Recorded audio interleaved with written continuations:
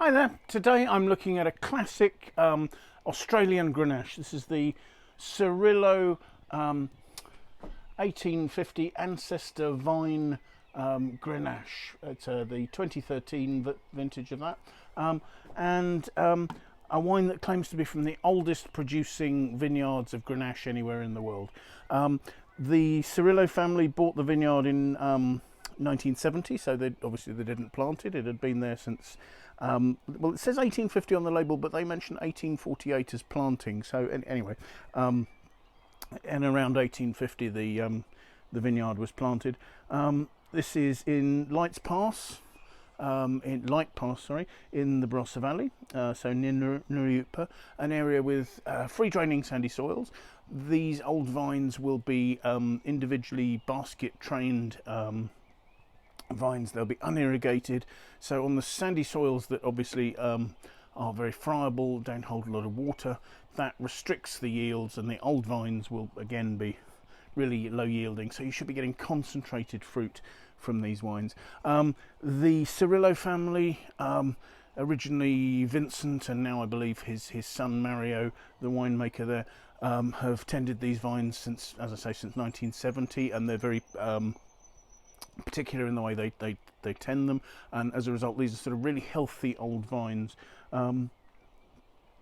So let's have a look and see what the wine reveals. The first thing to say is, looking at the colour, it's actually sort of pale to medium.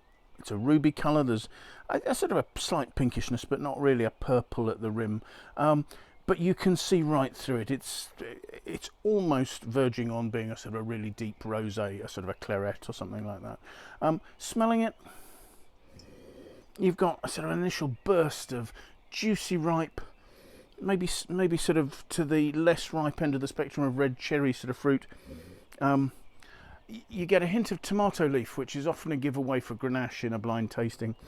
You know, something just sort of slightly leafy about it. But then also there's a peppery spice at the end, sort of more a white pepper than a dark pepper. Very gentle. There's no oak influence. Evidently this spends 24 months in barrel, but the barrels used were old barrels, so no vanilla or cedar effects coming in there. It's simply to soften the tannins and to allow the oxidation to restrain the juiciness of the fruit a little bit. So to taste it,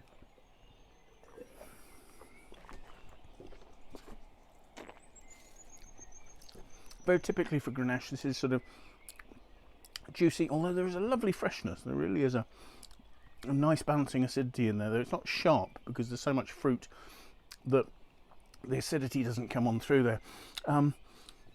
Again, that white pepper on the end, but there's as I say, it's sort of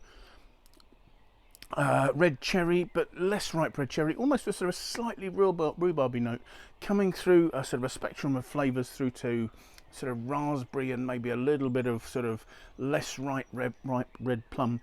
So all those sort of really quite juicy red fruits there.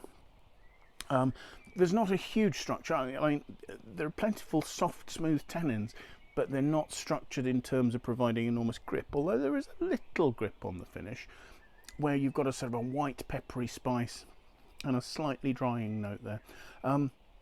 The alcohol, it says it's 14.5% on the label, but it doesn't come across as being sort of hot on the finish because there's enough fruit to stop that. There's a little bit of warmth, but it's more sort of rounding out the texture of the wine. The flavours, because of the lovely freshness, are lasting quite nicely. It's not a hugely complex wine. It's simple, pure, concentrated fruit, but a really lovely expression of that. The fact it's a 2013, I think, means that it's nicely together now. And the flavours last very nicely. So thank you very much for watching, and Barossa Grenache, fantastic. Bye now.